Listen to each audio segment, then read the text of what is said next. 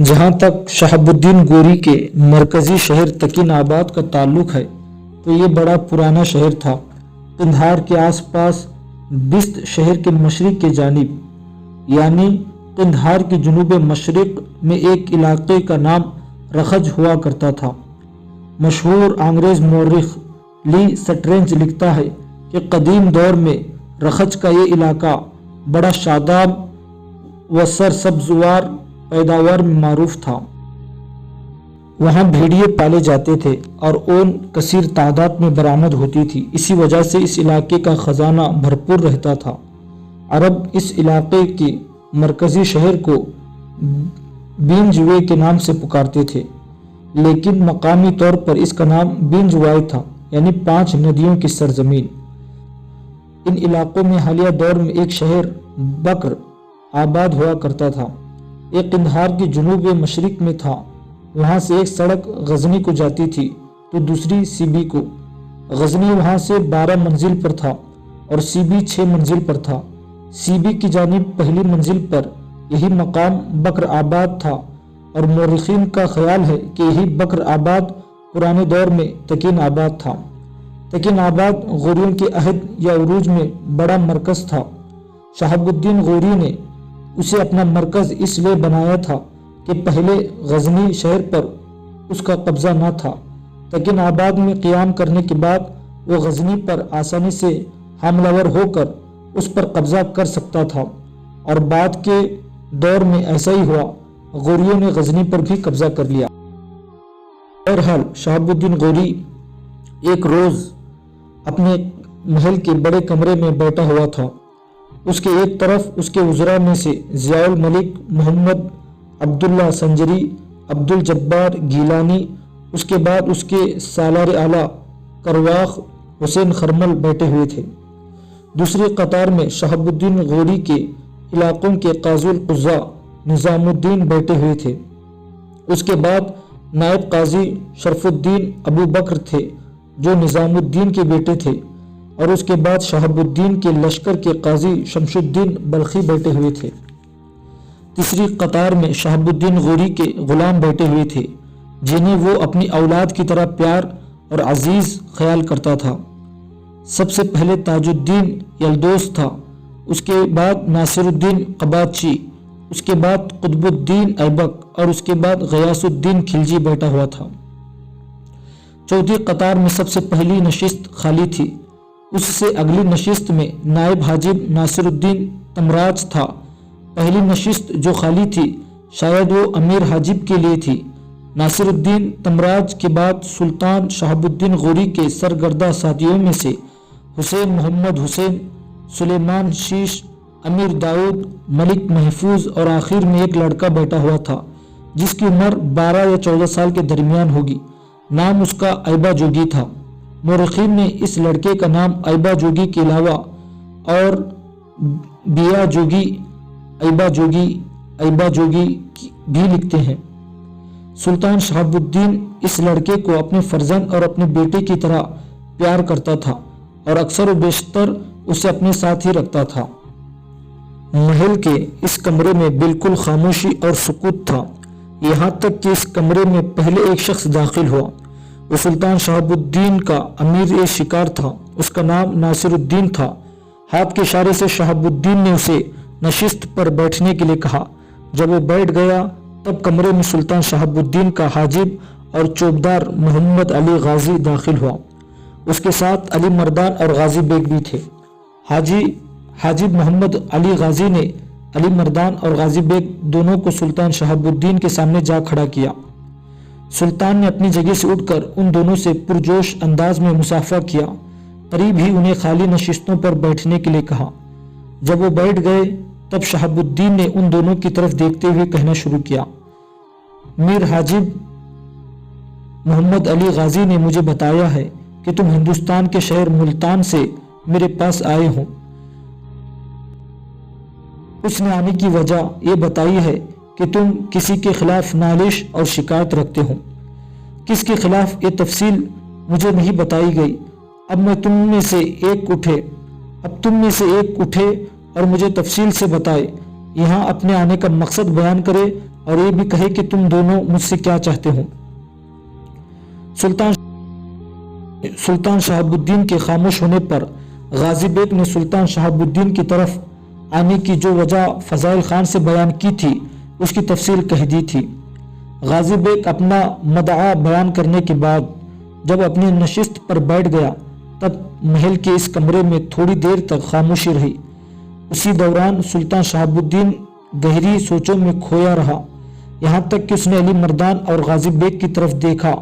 फिर उन दोनों को मुखातब करके कहने लगा, पहले तो मैं तुम दोनों को अपनी सरजमीन में खुश आमदीद कहता हूँ। इसके बाद पहला सवाल मैं तुमसे ये करता हूँ, अगर मुल्तान और उसके गिरदो नवाह में करामातियों और बातिनियों ने मुसलमानों का इस कदर जीना हराम कर रखा है तो तुम लोग इसकी शिकायत लेकर लाहौर में गजनवियों के हुक्मरान के पास क्यों नहीं गए। सुल्तान शहाबुद्दीन गौरी के इस सवाल के जवाब में इस बार अली मर्दान उठा और कहने लगा, सुल्तान मोहतरम, लाहौर का गजनवी हुक्मरान खुसरो मलिक इस कदर कमज़ोर है कि वो मुसलमानों के खिलाफ भड़कती हुई उस आग का ना मुकाबला कर सकता है न इस आग को बुझा सकता है। और फिर जैसा कि मेरा अजीज गाजी बेग बता चुका है कि मुल्तान के करामातियों के ताल्लुकात नहरवाला के राजा के साथ बड़े गहरे हैं। नहरवाला का राजा हर साल वहाँ जाता है और वहाँ एक मंदिर में वो अपना सालाना मेला बनाता है। इस मेले में ये करामाती और बातिनी भी बढ़ चढ़ कर हिस्सा लेते हैं। सुल्तान मोहतरम, बात दरअसल ये है कि मुल्तान और गिरदो नवाह में इन करामातियों के जासूस बुरी तरह फैले हुए हैं। जो कोई भी उनकी शिकायत किसी से करने के लिए जाते हैं वो उसे मौत के घाट उतार देते हैं। सुल्तान मोहतरम, मुल्तान से दो बड़ी शाहराएं निकलती है। एक मुल्तान झंग चन्यूट पिंडी भेड़िया से होते हुए मशहूर तारीखी शहर सोहेदरा की तरफ चली जाती है जो दरियाए चिनाब के किनारे वाक़ है। दूसरी शाहरा मुल्तान से सीधी बहरा की तरफ आती है और वहाँ से ईसा खलील बनों से होते हुए आपके इलाकों की तरफ आती है। हमने पहले इस शाहरा पर सफ़र नहीं किया जो मुल्तान से सीधी बहरा की तरफ जाती है। इस तरह हम पर शक किया जा सकता था कि बहरा से हम ज़रूर मगरिब की सिमत सफ़र करेंगे और किसी से करामातियों से मुताल्लिक शिकायत करेंगे, इसलिए कि इससे पहले ऐसी ही शिकायत सुल्तान महमूद गजनी को करामातियों और बातिनियों से मुताल्लिक मिली थी और एक बार महमूद गजनवी ने मुल्तान पर हमलावर होकर उन लोगों को कुचला था, लेकिन बाद में फिर उन्होंने जोर पकड़ लिया। सुल्तान मोहतरम, हम बड़े छुपते छुपाते आपकी तरफ आए हैं। हमने पहले इस शाहरा पर सफ़र किया जो मुल्तान से झंग चनियूट पिंडी भेड़िया से होते हुए सोहेदरा जाती है। सोहेदरा जाने के लिए हमने बहाना किया था कि हम सोहेदरा के तारीखी मकामात देखने जा रहे हैं। सोहेदरा में क़याम करने के बाद हमने फिर उस शाहरा पर सफ़र किया जो सोहेदरा से बहरा होती हुई आपके इलाकों की तरफ आती है। यहाँ तक कहने के बाद अली मर्दान खामोश होकर बैठ गया। जवाब में सुल्तान शहाबुद्दीन गौरी थोड़ी देर तक धीरे धीरे मुस्कुराता रहा, फिर कहने लगा, अगर सुल्तान महमूद गजनवी ने मुल्तान पर हमलावर होकर इन बातिनी और करामातियों की बीख कमी की थी, इसके बाद फिर ये जोर पकड़ गए हैं, तो मैं तुम्हें मायूस नहीं करूंगा। मैं उन लोगों पर हमलावर होकर मुसलमानों को उनके जुल्म सितम से निजात जरूर दिलाऊंगा, लेकिन मुल्तान पर हमलावर होने से पहले मैं अपने शुमाली इलाकों की एक मुहिम से फारिग होना ज़रूरी समझता हूँ। इसके बाद मैं मुल्तान का रुख करूँगा। तुम दोनों फिक्रमंद न होना। जिस तरह और जिन शाहराओं से सफ़र करते आए हो इसी रास्ते से वापस जाना। किसी से जिक्र तक ना करना कि मैं मुल्तान पर हमलावर हूँगा। मैं तुम्हें यकीन दिलाता हूँ कि बहुत जल्द मैं अपने लश्कर के साथ मुल्तान का रुख करूँगा और मुसलमानों को इस आग और इस आतिश से निजात ज़रूर दिलाऊंगा। यहाँ तक कहने के बाद सुल्तान शहाबुद्दीन थोड़ी देर के लिए खामोश रहा, साथ ही साथ मुस्कुराता भी रहा। शायद वो कुछ सोच रहा था। फिर उसने अली मर्दान की तरफ देखते हुए कहना शुरू किया, अली मर्दान, तुम्हारे साथी गाजी बेग ने जो तफसील मुझे करामातियों और बातिनियों से मुतालिक बताई थी, इसमें नहरवाला के राजा की राजकुमारी का भी जिक्र किया था। جس سے متعلق اس نے بتایا کہ ابھی وہ نو عمر ہے اور انتہائی درجے کی خوبصورت اور پرکشش ہے اور ایسی بہترین تیر انداز ہے کہ اپنے کانوں سے بالی اتار کر لکڑی میں لگاتی ہے اور چند گز کے فاصلے پر کھڑے ہو کر تیر عین بالی کے بیچ میں مارنے کی مہارت رکھتی ہے۔ سلطان شہاب الدین غوری جب خاموش ہوا تب علی مردان کہنے لگا، سلطان محترم، میرے ساتھی غازی بیگ نے جو کچھ کہا وہ درست ہے۔ یہ واقعہ پہلی بار پچھلے سال اوچھ شہر میں ہوا، جیسا کہ میرا ساتھی پہلے تفصیل کے ساتھ بتا چکا ہے۔ اوچھ شہر میں ہندوؤں کا ایک بڑا قدیم اور کافی وسیع اور بڑا مندر ہے۔ وہاں ہر سال یہ میلہ لگاتے ہیں۔ نہر والا کا راجہ اپنے اہل خانہ کے ساتھ ہر سال وہاں آتا ہے، لیکن پچھلے سال پہلی بار اپنے اس راجکماری کو اپنے ساتھ لے کر آیا۔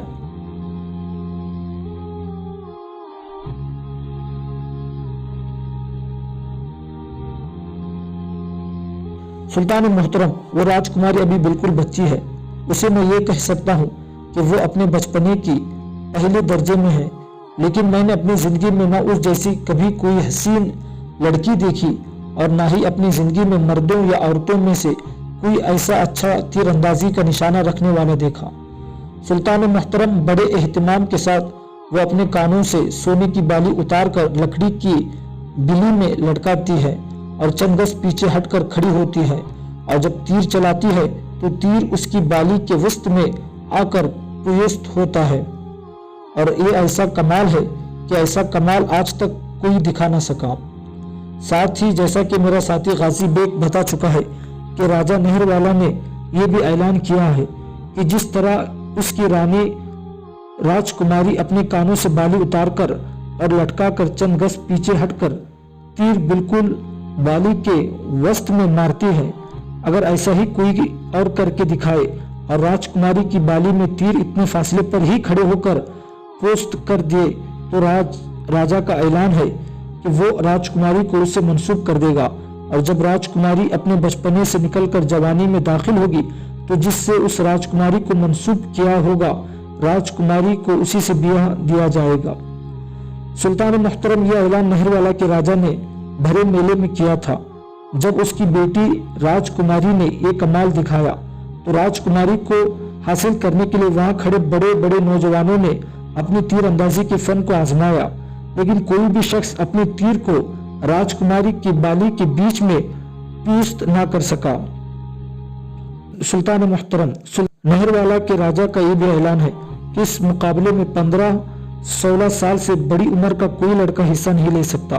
علی مردان جب خاموش ہو کر بیٹھ گیا تب شہاب الدین تھوڑی دیر تک بڑی شفقت بڑی محبت میں ایبا جوگی نام کی اس لڑکی کی طرف دیکھتا رہا۔ پھر علی مردان اور غازی بیگ دونوں کو مخاطب کرتے ہوئے کہنے لگا، تم دونوں وہ سامنے جو قطار میں لڑکا بیٹھا ہے اس کی طرف غور سے دیکھو۔ نام اس کا ایبا جوگی ہے، میرے یہاں اس کی حیثیت ایک بیٹے جیسی ہے۔ سنو، نہر والا کے راجہ کی راجکماری اگر چند گز کے فاصلے پر کھڑی ہو کر اپنی بالی کے بیچ میں تیر پوست کر سکتی ہے تو یہ جو لڑکا بیٹا ہے جس کی طرف میں نے اشارہ کیا ہے یہ ایسا عمدہ تیر انداز ہے کہ راجکماری کی بالی تو ایک طرف رہی، راجکماری جس کان کی سوراخ میں بالی پہنتی ہے یہ لڑکا اتنے ہی فاصلے پر کھڑا ہو کر راجکماری کے سوراخ میں بھی تیر پوست کر سکتا ہے۔ علی مردان اور غازی بیگ دونوں بڑے شوق سے ایبا جوگی کی طرف دیکھنے لگے تھے، جسے زیادہ تر لوگ ایبا کہہ کر بھی مخاطب کرتے تھے، کرتے تھے۔ کچھ کہنا چاہتے تھے کہ محل کے اس کمرے میں ایک بار پھر سلطان شہاب الدین کی آواز گونج گئی اور دونوں کو مخاطب کرتے ہوئے سلطان کہہ رہا تھا، میرے دونوں عزیزوں، تم لمبا سفر طے کر کے آئے ہو، چند دن یہاں قیام کر کے بالکل آرام کرو۔ جب تم دونوں یہاں سے روانہ ہونا چاہو گے تو میں اپنے قریبی ساتھیوں میں سے ناصر الدین تمران اور اس کے لڑکے ایبا کو تمہارے ساتھ روانہ کر دوں گا۔ ملتان کے نواح تک تم چاروں اکٹھے سفر کرنا، ان دونوں کو اپنے یہاں نہ ٹھہرانا، ملتان کے نواح میں کسی سرائے میں ان کے قیام کا اہتمام کر دینا۔ جیسا کہ غازی بیگ نے انکشاف کیا ہے کہ اگلے سال کا ہندوؤں کا میلہ جو اوچھ میں منعقد کیا جاتا ہے وہ چند ہفتوں تک منعقد ہوگا۔ اب میں اس ناصر الدین تمران اور ایبا کے ذمے 2 کام لگاتا ہوں۔ پہلا یہ کہ ہندوؤں کے اس تہوار میں حصہ لیں گے और वो लड़का जिसे तुम मेरा बेटा कह सकते हो वो नहरवाला के राजा की राजकुमारी से तीर अंदाजी का मुकाबला करेगा। यहाँ तक कहने के बाद शहाबुद्दीन रुका, फिर गाजी बेग की तरफ देखते हुए कहने लगा, गाजी बेग, तुमने पूरी तफसील भी बता दी, गुफ्तगू भी हो चुकी, लेकिन अभी तक दोनों में से किसी ने भी नहरवाला के राजा की राजकुमारी का नाम नहीं बताया। इस पर गाजी बेग अपनी जगह पर उठ खड़ा हुआ कहने लगा, सुल्तान मुहतरम, नहरवाला के राजा का नाम भीमदेव है, उसकी रानी का नाम राज कनवल है, उसके बेटे का नाम रामदेव और राजकुमारी का नाम कुमार देवी है। गाजी बेग यहाँ तक कहने के बाद चुप हो गया तो सुल्तान मुस्कुराते हुए फिर बोल उठा, जैसा कि मैं कह रहा था कि ऐबा नहरवाला के राजा भीमदेव की राजकुमारी कुमार देवी से इस त्यौहार में तीर अंदाजी का मुकाबला करेगा। फिर वक्त की आंख और दुनिया की बसारत देखेगी कि तीर अंदाजी में इसके मुकाबले में ऐबा कामयाब रहता है या फिर भीमदेव की राजकुमारी कुमार देवी कामयाब रहती है। और मैं तुम्हें ये भी बताता चलूं कि अभी ये नौ उम्र है, लेकिन तेज ज़नी में बड़े बड़ों को अपने सामने ज़ेर करने की सनाई और हुनरमंदी जानता है। इनके ज़िम्मे पहला काम बता चुका हूँ, ओट में होने वाले तीर अंदाजी के इस मुकाबले में हिस्सा लेंगे। इनके ज़िम्मे दूसरा काम ये लगा दूंगा कि मुल्तान और गिरदो नवाह के इलाकों का जायज़ा लेंगे और देखेंगे कि वहाँ के हालात कैसे हैं, किस मौसम में हमें वहाँ हमलावर होना चाहिए। अगर हम हमलावर होते हैं तो आसपास कौन सी कुव्वतें हैं जो करामातियों की मदद के लिए हमारे सामने आ सकती है। जब तक नासिरुद्दीन और ऐबा दोनों मुल्तान और ओज के अलावा इर्द गिर्द के इलाकों का जायजा लेकर वापस आएंगे, उस वक्त तक मैं अपनी शुमाल की मुहिम से फारिग हो चुका हूँगा। उनके वापस आने के बाद जब पूरे हालात तफसील से बताएंगे तब मैं अपने लश्कर के साथ यहाँ से कूच करूँगा और मुल्तान पर हमलावर हूँगा। सुल्तान शहाबुद्दीन गौरी का असल नाम मोहम्मद था।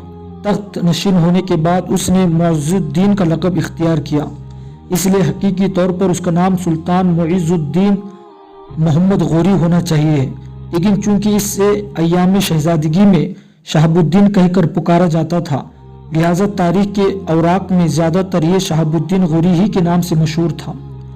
शहाबुद्दीन गौरी पहला मर्द मुजाहिद है जिसने हिंदुस्तान में इस्लामी हुकूमत कायम करने के इरादे से हमला किया। सुल्तान शहाबुद्दीन गौरी को इलाके फतह करने और अपनी ममलिकत को वसी करने का बड़ा शौक था। इस काम के लिए जिन जिन खूबियों की ज़रूरत होती है वो भी इसमें मौजूद थी। वो लश्कर की तंजीम और तरबियत देने में जवाब नहीं रखता था, अपने लश्कर को लड़ाने और रहनुमाई करने के ढंग भी जानता था। शुरू में उसकी हुकूमत सिर्फ छोटे से इलाके पर थी, लेकिन इसने इस छोटे से इलाके की हुकूमत पर क़नात करके बैठना पसंद न किया। कहते हैं कि हिंदुस्तान पर हमलावर होने से पहले ही वो हिंदुस्तान में इस्लामी हुकूमत कायम करने का ख्वाब देखा करता था। मुर्रिखीन ये भी लिखते हैं कि वो धुन का बड़ा पक्का था और जब कोई इरादा कर लेता तो उसे पूरा करके छोड़ता था। वो नाकामयाबियों से घबराता न था। उसने बड़े लायक गुलाम जमा कर रखे थे जो मुल्की इंतज़ाम और सिपहगिरी की जुदा जुदा काबिलियत रखते थे। इन गुलामों को वो औलाद और बेटों की तरह अजीज रखता था और वो भी हमेशा सुल्तान शहाबुद्दीन पर अपनी जान निसार करने के लिए तैयार रहते थे। सुल्तान शहाबुद्दीन का कोई फर्जंद न था। एक मर्तबा किसी मसाहिब ने कहा, अगर अल्लाह आपको फर्जंद अता फरमाता तो आपके बाद आपके तख्त व ताज का वारिस बनता। इस पर सुल्तान ने मुस्कुराते हुए फरमाया, मेरे गुलाम मेरे बेटे हैं, यही मेरे बाद मेरी सल्तनत के वारिस होंगे। और उसने जो कहा था सही निकला कि गुलाम ही उसके बाद वारिस हुए और उसकी सल्तनत उसके गुलामों में तकसीम हुई। सुल्तान शहाबुद्दीन गौरी सही मानों में हिंदुस्तान की इस्लामी सल्तनत का बानी था। इसमें कोई शक नहीं कि सिपह सालार की हैसियत से वो सुल्तान महमूद गजनवी का मुकाबला नहीं कर सकता था, लेकिन इसमें एक खूबी ऐसी थी जो सुल्तान महमूद गजनवी में भी नहीं थी। वो खूबी ये थी कि शहाबुद्दीन गौरी जिन इलाकों पर हमलावर होता उन्हें अपनी सल्तनत में शामिल करके उनका इंतज़ाम अपने हाथ में ले लेता था। उसकी यही खूबी थी जिसके बदौलत उसने हिंदुस्तान में इस्लामी सल्तनत की बुनियादें मजबूत कर दी। ये बड़ा मुस्तकिल मिजाज, बुर्दबार और दूर अंदेश सुल्तान था। शिकस्त खाकर भी हिम्मत न हारता था। सुल्तान महमूद गजनवी ने अपनी जिंदगी में कई मारके सर किए। बड़े बड़े सरकश, बड़े बड़े जाबिर राजाओं और हुक्मरानों को अपने सामने घुटने टेकने पर मजबूर कर दिया। इसने जिंदगी में कभी शिकस्त नहीं खाई, जबकि सुल्तान शहाबुद्दीन गौरी को हिंदुस्तान के मारकों में 2 मरतबा शिकस्त हुई। इन 2 शिकस्तों के बावजूद उसके पाए इस्तिकलाल में कोई शिकस्त या कमजोरी के आसार नमूदार नहीं हुए। उसने जो भी इलाके फतह किए वहाँ मुस्तकिल तौर पर मुसलमानों की हुकूमत कायम की। बहरहाल करामातियों और बातिनियों के खिलाफ शिकायत पर सुल्तान शहाबुद्दीन ने मुल्तान और ओज पर हमलावर होने का मुसम्मम इरादा कर लिया था। अली मर्दान और गाजी बेग ने चंद दिनों तक तकिनाबाद में क़याम किया। उसके बाद वो दोनों सुल्तान की तजवीज़ के मुताबिक सुल्तान के एक सालार नासिरुद्दीन तमरान और ऐबा नाम के लड़के को लेकर तकिनाबाद से मुल्तान की तरफ कूच कर गए थे।